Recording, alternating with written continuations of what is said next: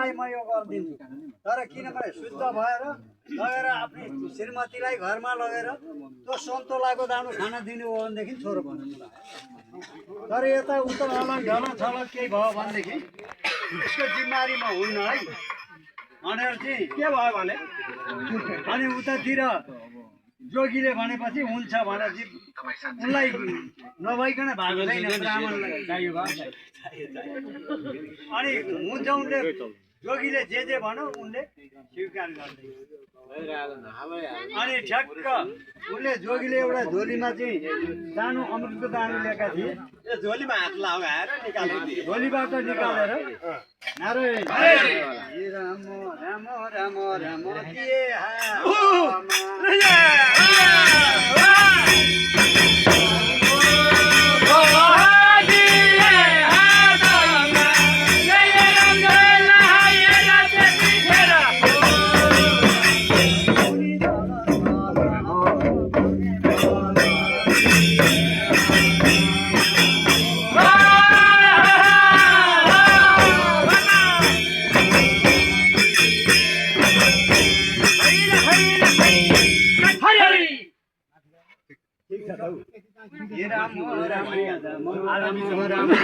ढक्का हातमा लिएर अनि जोगीले पनि सबै हराएर अनि ब्राह्मणलाई चित्त बुझाए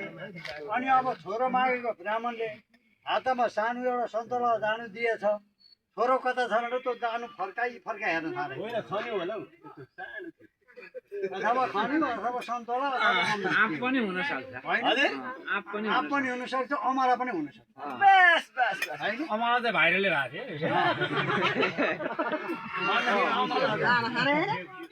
भनेदेखि अनि त्यो फर्काइ हेर्दै थिए त्यतिखेर यी जोगी नारायण राम राम राम छैन हराए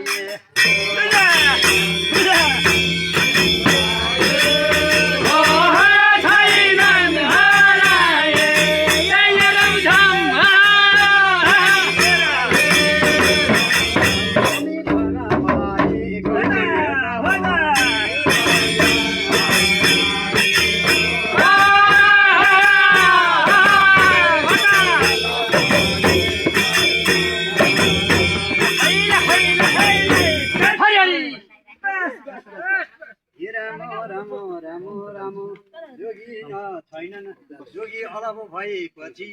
अनि ब्राह्मण पनि त्यो अमृतको दानु बोकेर अब फर्केर जानु भनेर बेलुका फर्केर घरमा आउनुभयो घरमा आउँदाखेरि धुन्धुली उता बुढाले छोडेर गए भनेर अनि भित्र कुनामा बसेर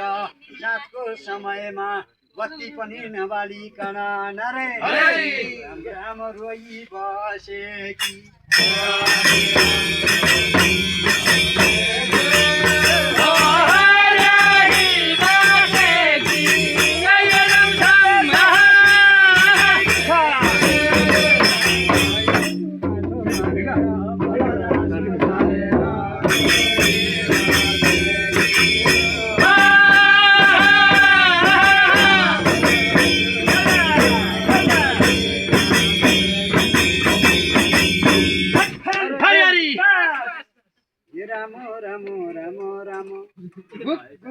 बसेकी थिइन्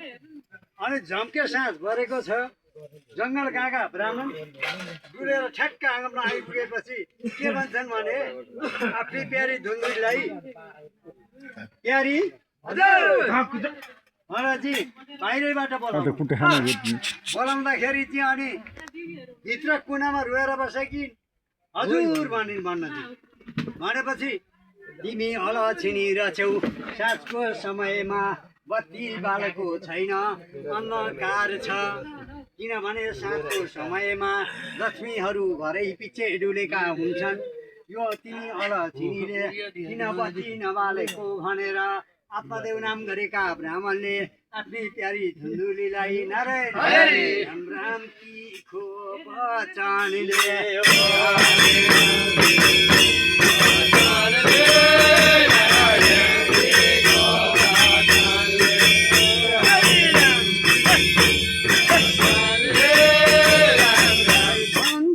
काले बोल्न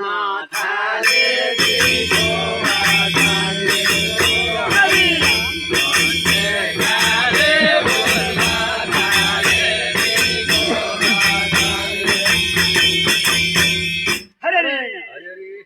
हे राम राम राम राम ब्राह्मणको यो कुरो सुनेपछि धुन्दुली के भन्छन् भने आज किन भने मैले छोरो पाइन छोरी पाइन भनेर हुर्की देखाएर जङ्गलतिर जाने उतै मर्ने भनेर मलाई एक्लै घरमा छोडेर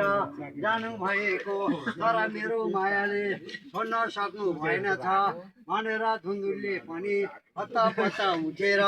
बत्ती बालिन् अनि जङ्गलमा गएका ब्राह्मणले पनि उता प्यारी धुन्दुलीसित नारायण राम राम वार्ता चलेछ